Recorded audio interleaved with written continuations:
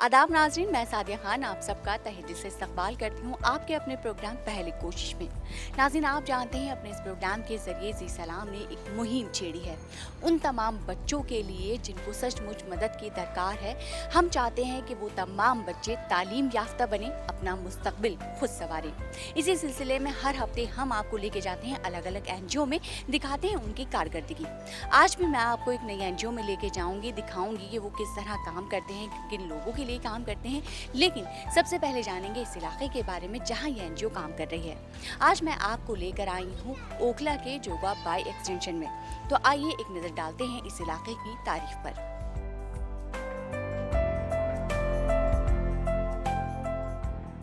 जुनूबी दिल्ली में वाक़ जामिया नगर मुसलमानों की अक्सरियत वाला इलाका है। इस इलाके में 4 लाख से ज़्यादा मुसलमान रहते हैं, जिनमें अक्सरियत तालीम याफ्ता लोगों की है। इस इलाके में ज़्यादातर मिडिल क्लास के लोग भी रहते हैं। हालांकि मुसलमानों का आला तालीम याफ्ता तबका भी इसी इलाके में क़याम पज़ीर है। जामिया नगर में इन ऊंची ऊंची इमारतों के दरमियान गरीब और पसमानदा लोगों के नशेमन भी नजर आते हैं। दरअसल जामिया मिलिया इस्लामिया की वजह से जामिया नगर वजूद में आया। जैसे जैसे जामिया का दायरा बढ़ा, वैसे वैसे जामिया नगर का दायरा भी फैलता गया।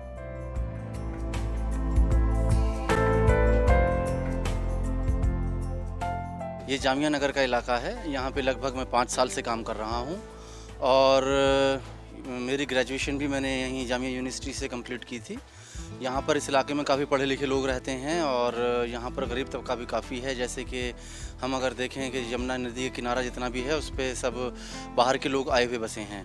तो यहाँ पे यूपी, बिहार, बंगाल, कलकत्ता, यहाँ के लोग काफ़ी हैं यहाँ पे। तो माइग्रेशन का चैलेंज भी यहाँ पे रहता है। एजुकेशन तो हम 60-40 का रेशो मान सकते हैं, क्योंकि जो बाहर के लोग आए हुए हैं तो वो भी काफ़ी हैं मतलब। और इस यूनिवर्सिटी की वजह से भी ये इलाका जो है काफ़ी आबाद हुआ है। जितनी भी पॉपुलेशन है यहाँ पे लगभग मैं समझता हूँ कि यहाँ पे 5 लाख के लगभग लोग हैं, जिसमें जो है एजुकेशन की अगर हम बात करें, जैसे मैंने आपको बताया 60-40 का रेशो है यहाँ पर। 60-40 में मीन्स वही मिक्स पॉपुलेशन है, बिहार, कलकत्ता, यूपी।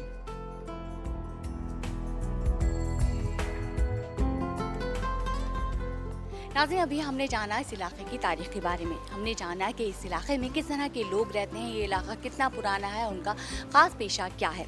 फिलहाल यहाँ वक्त हो गया एक छोटे से ब्रेक का। ब्रेक के बाद मैं आपको मिलवाऊंगी उस NGO से जो इस इलाके में काम कर रही है। तो मिलते हैं एक छोटे से ब्रेक के बाद।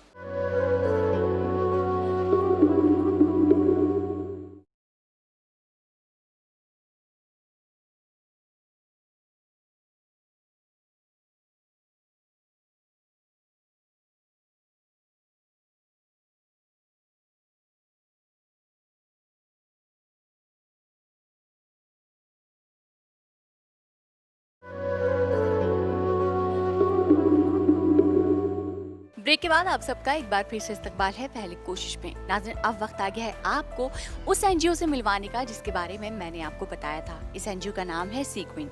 आइए चलते हैं इस NGO में और देखते हैं इसकी कारकर्दगी।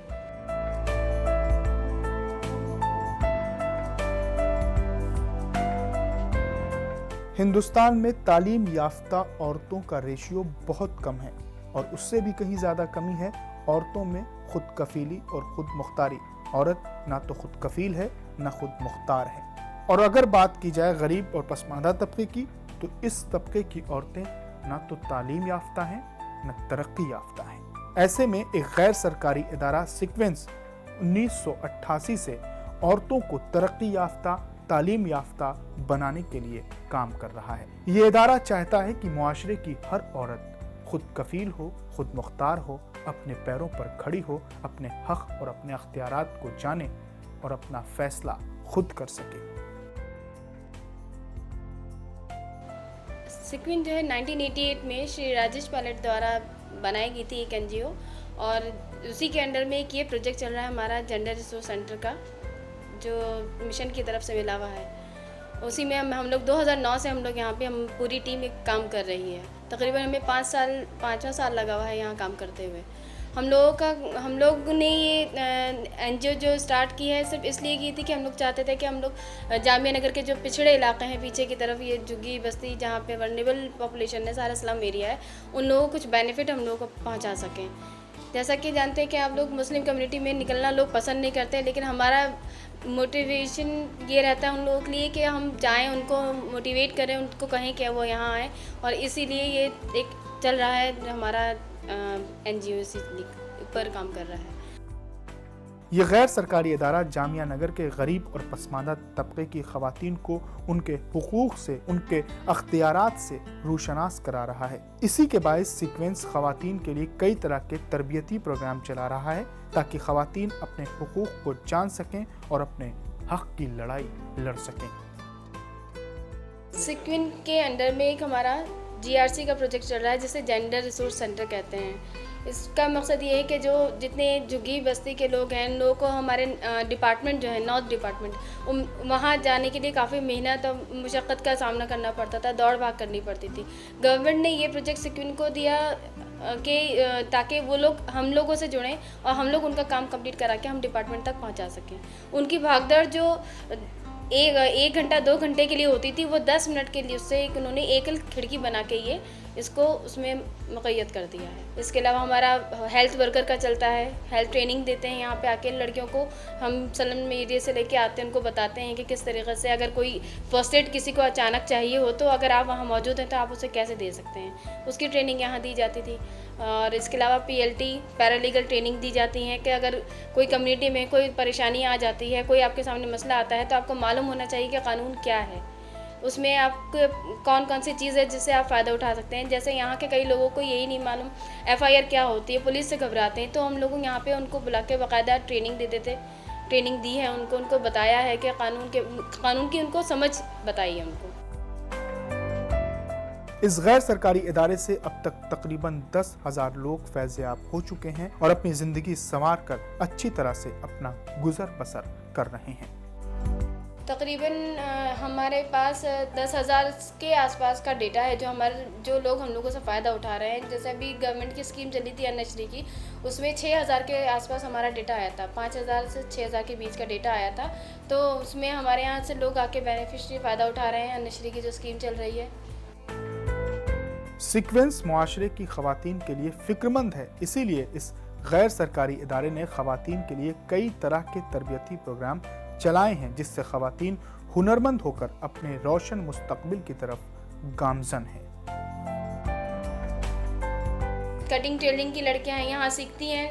अभी हम लोगों ने इतना तो करा है कि वो लोग अपने घर से निकल के यहाँ आके सीख रही हैं, लेकिन अभी कुछ लड़कियां ऐसी हैं जो घरों से भी निकल के बुटीक में काम कर रही हैं। कुछ ने अपने बुटीक खोले हैं, ब्यूटिशियन में, कुछ ने अपने पार्लर खोले हैं, कुछ लैक्मे कंपनी में अभी जॉब कर रही हैं। तो काफ़ी तरक्की हुई है। हम यहाँ देख रहे हैं अपने जिस तरीके से हमने शुरुआत की थी उस दौरान से लेके अगर इस दौरान देखा जाए तो हम लोगों का काफ़ी तरक्की हमने देखी अपनी आंखों से। मुस्तकबिल में ये इदारा अपने दायरे को और वसी करना चाहता है ताकि ज़्यादा से ज़्यादा लोग इससे फैज़याब हो सकें और ख़वातीन अपने आप को लाचार, बेबस, बेसहारा न समझें। इस इदारे का यही एक मकसद है। मुस्तकबिल हम चाहते हैं कि हमारा वुमेन एम्पावरमेंट का ही हम लोगों का जो मेन मकसद है कि लोग औरतों को अपने लिए मजबूत बनाने का है। हम चाहते हैं कि औरतें अभी भी निकलें बाहर, जो अभी भी घर में रोक रखा है उनको अब माहौल के आजकल को देख के, लेकिन हम उनको चाहते हैं अपने पैरों पे खड़े हों और अपनी एक इंडिपेंडेंट ज़िंदगी जिएँ। ये इदारा ज़माने को एक पैगाम देना चाहता है, ख़ास तौर पर मस्तूरात को, औरतों को, ख़वातीन को, कि तू थक के ना बैठ, तेरी उड़ान बाकी है, ज़मीन ख़त्म हुई तो क्या आसमान बाकी है। मैं भी एक औरत ही हूँ, मैं भी घर से पहले बाहर नहीं निकलती थी, लेकिन अब एक टाइम है कि मैं भी खुद बाहर निकली हूँ, सेल्फ डिपेंडेंट हुई हूँ। मैं भी चाहती हूँ कि जिस तरह से मैं निकली हूँ आप लोग भी निकलें बाहर और पहचाने दुनिया को, अपने पैरों पे खड़ा होना सीखें, बाहर आएँ घरों से। जी सलाम इस इदारे के जज्बे को सलाम करता है और हमारी नेक ख्वाहिशात इस इदारे के साथ है। नाज़रीन, देखा आपने सीक्वेंस NGO कितने शोबों में लोगों की मदद कर रही है। बच्चों की तालीम हो, लड़कियों के लिए वोकेशनल ट्रेनिंग हो, यहाँ तक कि हर तरह से लोगों की मदद करने की कोशिश कर रही है और उसमें कामयाब भी हो रही है। फिलहाल यहाँ वक्त हुआ एक छोटे से ब्रेक का। ब्रेक के बाद मैं आपको मिलवाऊंगी कुछ लड़कियों से, कुछ लोगों से मिलेंगे और उनका हाथ देंगे इस NGO के हाथ में, लेकिन एक छोटे से ब्रेक के बाद।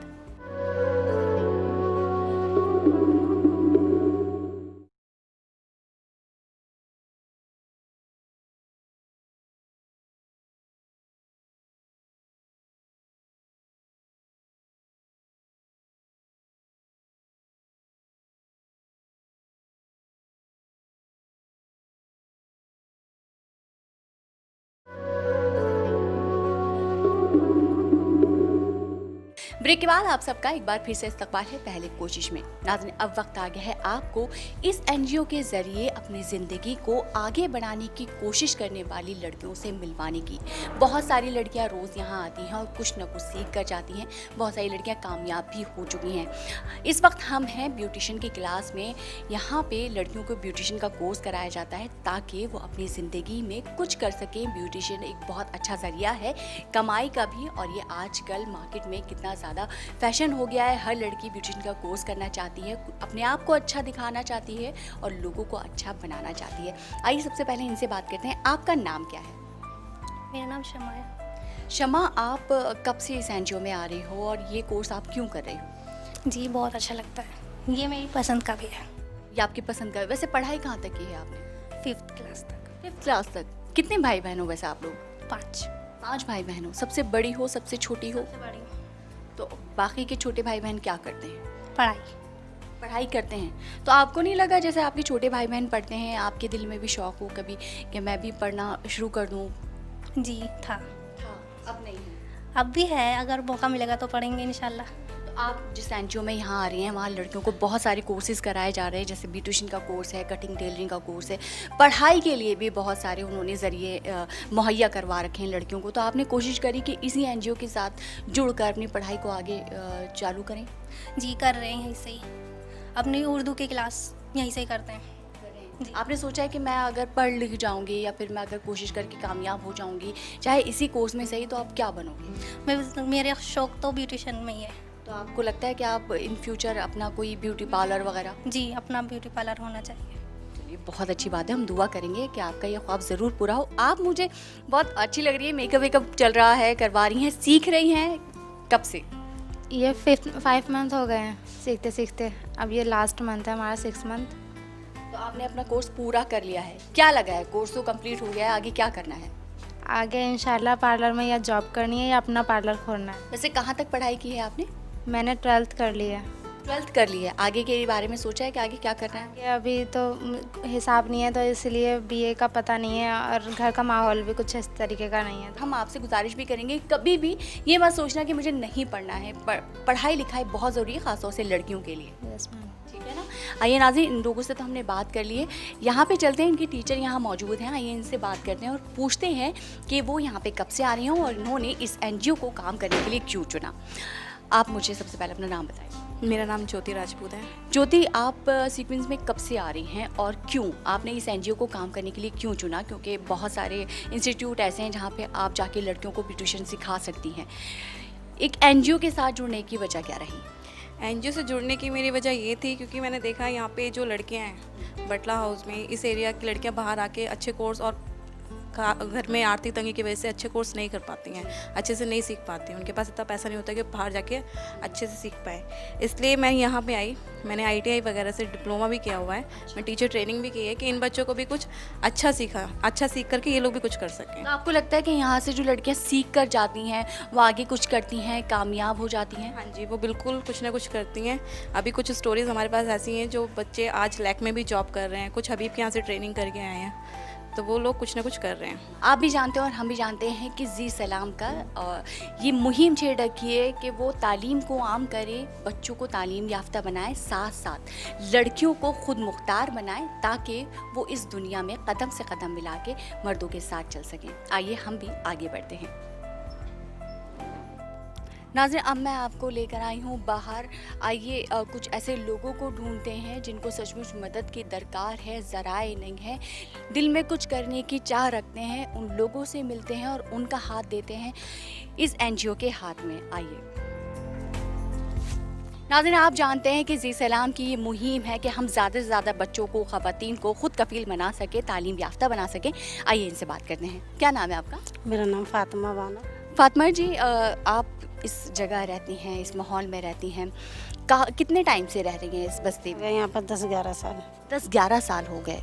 तो कभी सोचा आपने, कभी दिल में ख्याल आया कि मैं इस जगह से निकलूं, कोई अच्छी जगह ज़िंदगी गुजार सकूं, अपने बच्चों को अच्छी ज़िंदगी दे सकूं? जी, ये तो सबके ही दिल में आता है, लेकिन गरीबी बहुत बुरी चीज़ होती है जो अपना टाइम गुजर कर रही है यहाँ पर, क्योंकि किराए से ही बच रहे हैं हम यहाँ पर। जैसा भी अपना वक्त गुजर रहा है हम लोग अपना गुजार रहे हैं। यह है कि बच्चे ज़रा हमारे जो छोटे छोटे हैं, ये बच्चा भी पढ़ना तो चाहते हैं, लेकिन वही है परेशानी की वजह से हम लोग पढ़ा भी नहीं पाते सही ढंग से। कौन माँ बाप होगा जो अपने बच्चों को नहीं पढ़ा सकता? कौन माँ बाप हो सकता है कि अच्छी जगह अपने बच्चों को नहीं रखेगा?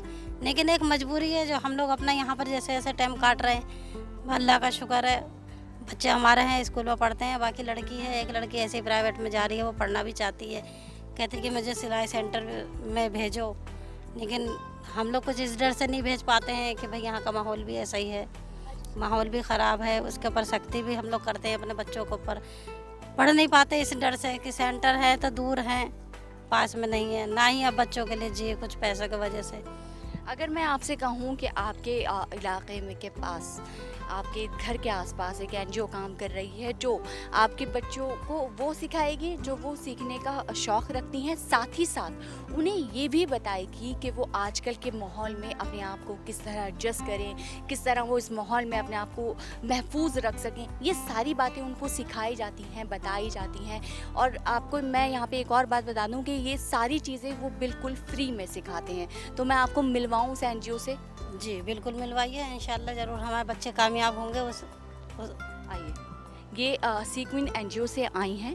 ये आपकी हर तरह से मदद करेंगी, जो भी आपके बच्चे करना चाहते हैं पढ़ाई में, कोर्सेज़ में, वो करेंगी। साथ साथ ये उन्हें ये भी बताएंगी कि आपकी लड़कियां आजकल के माहौल में अपने आप को किस तरह महफूज रखें।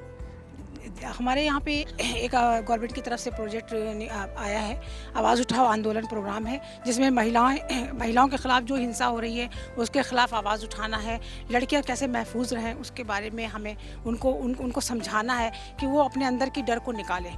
जो लड़कियां बाहर जिनके अंदर डर बैठी हुई है वो निकल नहीं पाती हैं, वो पढ़ाई के लिए नहीं जा पाती हैं, स्कूल नहीं जा पाती हैं, कॉलेज नहीं जा पाती हैं, बाज़ार में निकलना नहीं जाना पसंद करती हैं, तो वो डर हम लोग का निकालना हम लोग का काम है। ये प्रोजेक्ट का मेन मुहिम यही है कि औरतों के अंदर से डर को और खौफ को बाहर निकाल। तो आपको लगता है कि ये बहुत अच्छी पहल है? मुझे लगता है जी बहुत अच्छी बात है। अब बच्चे भी कामयाब होंगे, अच्छी बातें भी सीखेंगे, तालीम भी सीखेंगे, हमें तो बड़ी खुशी है। तो आप भेजेंगे इनके एनजीओ? बिल्कुल भेजेंगे। पक्का?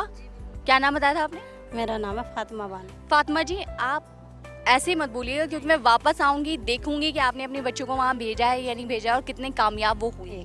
पक्का वादा? जी बिल्कुल पक्का वादा। मैंने इनसे तो वादा ले लिया है, ये अपनी बच्चों को वहाँ भेजेंगी और आजकल के माहौल से वो अपने आप में को किस तरह महफूज रखें, किस तरह कदम से कदम लोगों के मिला के वो चले, इसका वादा हमने इनसे ले लिया। आइए अब आगे चलते हैं।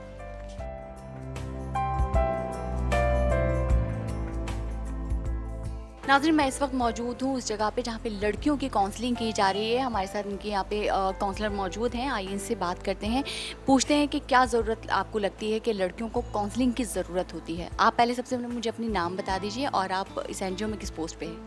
मेरा नाम बुशरा कमर है, मैं आवाज़ उठाओ आंदोलन में कलेक्टिव कोऑर्डिनेटर की पोस्ट पर हूँ। बुशरा जी, मुझे बताइए कि आपको क्यों लगता है इस एनजीओ को ने क्यों महसूस किया लड़कियों की काउंसलिंग? देखिए, लड़कियों की काउंसलिंग बहुत ज़रूरी है। 16 दिसंबर के बाद से जो केस हमारे उसमें हुआ था हमारी दिल्ली में, उसके बाद से लड़कियों में और औरतों में, महिलाओं में इतनी ज़्यादा डर बैठ गई थी कि लड़कियां घरों से बाहर निकलने में भी डरती थी और माँ बाप जो थे वो अपने बच्चियों को बाहर भी निकालने में वो उनको हिचकते थे। तो इसलिए उनकी काउंसलिंग करना ज़रूरी, ताकि उनके दिल से जो अंदर से जो डर बैठी है उसको हम निकाल सकें, उनको समझा सकें, ताकि वो अपने बेझिझक होकर के अपना काम कर सकें, अपने जो पढ़ाई में जो अपने जाती थी कॉलेज जा सकें, अपना जो कोर्स करती थी वो कोर्स कर सकें। क्योंकि इस तरह की जो माहौल आजकल बना हुआ है, जैसा कि इतना ज़्यादा रेप हो रहा है, कुछ किडनैपिंग हो रही है, गैंग रेप हो रहा है, बहुत सारे इस तरह के जो वाहियात जो सब हो रही घटनाएँ, तो इससे हर जगह की पेरेंट्स और बच्चियाँ, महिलाएँ, औरतें सब डरे हुए हैं। इसलिए मुझे लगता है कि काउंसलिंग से बहुत फ़र्क आ जाता है लड़कियों में, वो खुद एतमादी जो लड़कियों में नहीं है या खो गई है उस हादसे के बाद से, वो वापस आ जाएगी। बिल्कुल आ जाएगी, क्योंकि जब हम इनकी काउंसलिंग करते हैं तो इनको हम बिल्कुल गहराई से इस चीज़ को बताते हैं कि हम अपने प्रोजेक्ट के बारे में भी बताते हैं कि हमारा जो प्रोजेक्ट है आवाज़ उठाओ आंदोलन, इसका मेन मोटिव ही यही है कि हम महिलाओं को ज़्यादा से ज़्यादा सशक्त बनाएं, उनको ताकतवर बनाएं, ताकि वो अपने लिए लड़ सकें, अपने हक़ के लिए लड़ सकें और अपने जो उनके जो अंदर जो डर बैठी है वो उसको ख़त्म कर सकें और अपने लिए आवाज़ उठा सकें। सही बात है, बिल्कुल सही कहा इन्होंने कि आजकल बहुत ज़रूरी है कि लड़कियां अपने आप पर एतबार रखें। काउंसलिंग के साथ साथ मुझे लगता है उन्हें सेल्फ डिफेंस ट्रेनिंग भी बहुत ज़रूरी है कि वो लें, ताकि वो आजकल के समाज में जो मजालिम हो रहे हैं लड़कियों पर, ख़वातीन पर, उसका वो खुलकर मुकाबला कर सकें। हमारे साथ यहाँ पे एक लड़की मौजूद हैं जो काउंसलिंग ले रही हैं। क्या नाम है आपका? अंजुम।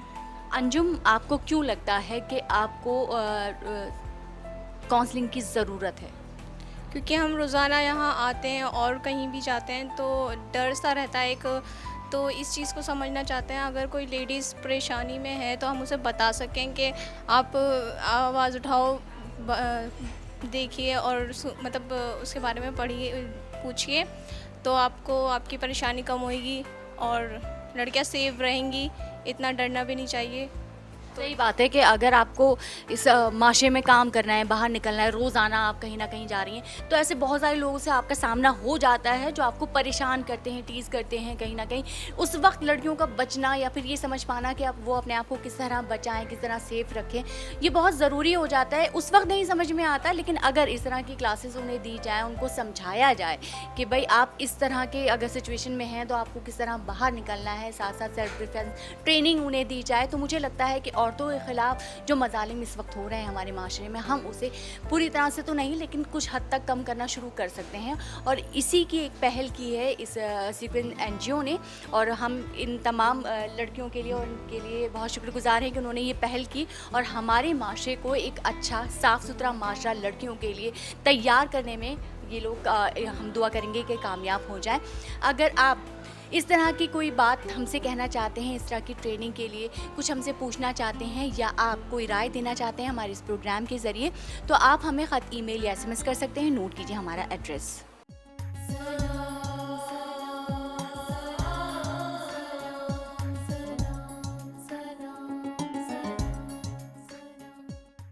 उम्मीद करते हैं नाज़रीन कि हमारी आज की पहल, आज की कोशिश आपको ज़रूर पसंद आई होगी। अगले हफ्ते एक नई पहल, एक नई कोशिश लेकर आपके रूबरू हाजिर हो जाऊंगी। तब तक आप रखिए अपना ख्याल। मुझे दीजिए इजाज़त। खुदा हाफिज़।